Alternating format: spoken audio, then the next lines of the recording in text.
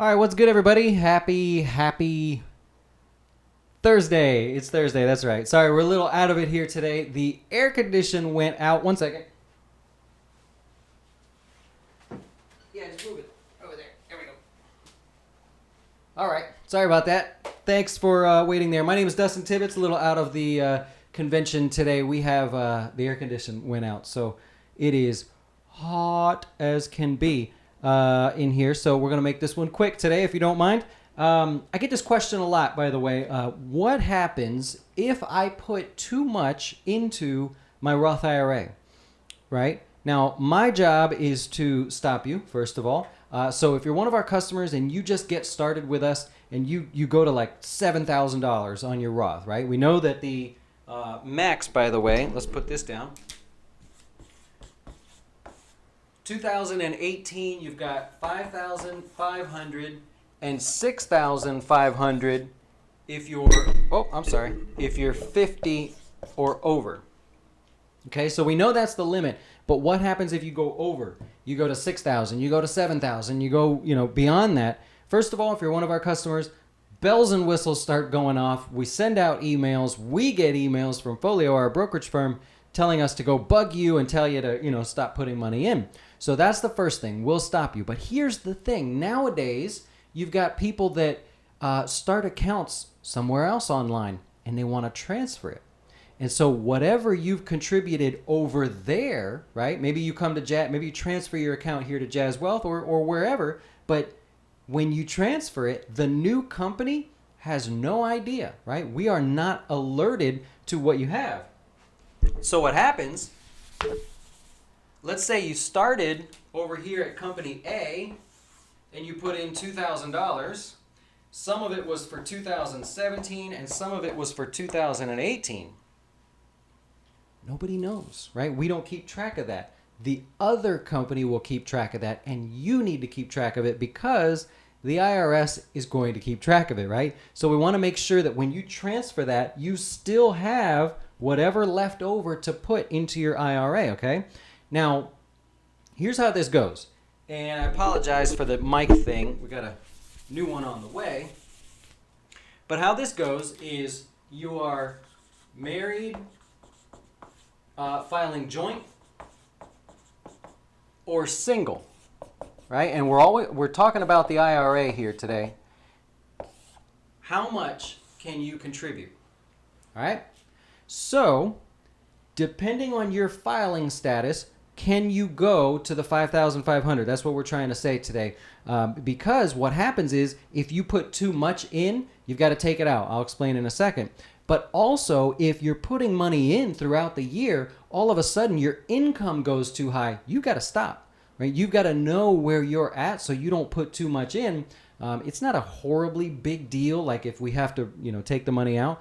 But here's the breakdown because I get this question daily, right? Everybody's doing pretty good right now, right? You guys have jobs, we're all making money, and a lot of people are making a lot more money than they're used to. And so what I'm finding is people end up going over the max income. They don't even know it. So let's use let's use blue here today. We're going to say if you're married filing joint, where's your cutoff? You could do 5,500 in the Roth, but if you're married filing joint and you make $199,000 or above, you got to stop, right? You are no longer allowed to contribute to the Roth IRA, okay? Now if you're a salaried employee, right, you might not have any change in your income. If you're self-employed, you got side businesses, you've got rental property, things that are going on, your income could change, of course. So 199 is where you are officially capped. You got to stop, right? And so that's if you're married filing joint. This is your adjusted gross income. So this is after your deductions, after everything. Go to that bottom line, take a look at what that number is. That's where that is. Now, leave it up to the IRS and Wall Street to make this complicated. Here's how this goes. So I'll just draw it out. If you're at 189 or less, you're good to go, right? Contribute the full 5,500. You go over 199, you can't contribute the full $5,500. You're done. You got to stop, right? You can come back another year. You don't have to close the account. You don't have to do anything, but you're done. Why is there a gap? You ever notice that? So 189 and less, good to go. Over 199, we got a problem. You got to stop. Leave it to the IRS to say, if you're in this gap here, you are phased out. That's the wording they use. So if you're between 189 and 199, you are phasing yourself out of contributing to a Roth IRA. This is adjusted gross income, by the way. What does phasing out mean, Mr. IRS? What are we supposed to do with that? It's damn near rocket science to figure out what phasing out means. Basically, what they're saying is we're going to go from 5,500 and start bringing it down the more you make until you get to zero and you're not allowed to contribute anymore. So I unfortunately don't have a really simple way to explain that. A lot of things that we do, I'll try to give you an analogy or something very simple so that I can explain. I got nothing for that one. Just know that if you are in this category, we're going to work with you. We got to do some math to make sure that you can't put in 5,500. There's some number below that. It may be 4,700, but that's one where you're going to really want some help with that one. There are no online calculators. There's really nothing you can use. You just have to look at the most current IRS rules and make sure not to break those rules. Okay? So that's that. Now we got the single people over here. They're at 135. That's the max. Right? So at 135 and over, where we got this here? 135 and over, you are no longer allowed to contribute. At 120 or less, you're good to go. Okay? So 120 or less, 5,500 you can put in. 135 or over, you cannot put any more in the Roth IRA. Again, there's the gap in there. If you fall into this gap, this is your phase out. I hate these mics like this, by the way. This is just so annoying. We got a new one on the way, don't worry. Okay, so you're phased out. Now, the question of today was, what happens if one of these things happen or you accidentally put too much money in? What do? You got to take it out as soon as possible because the IRS is going to make it even more complicated.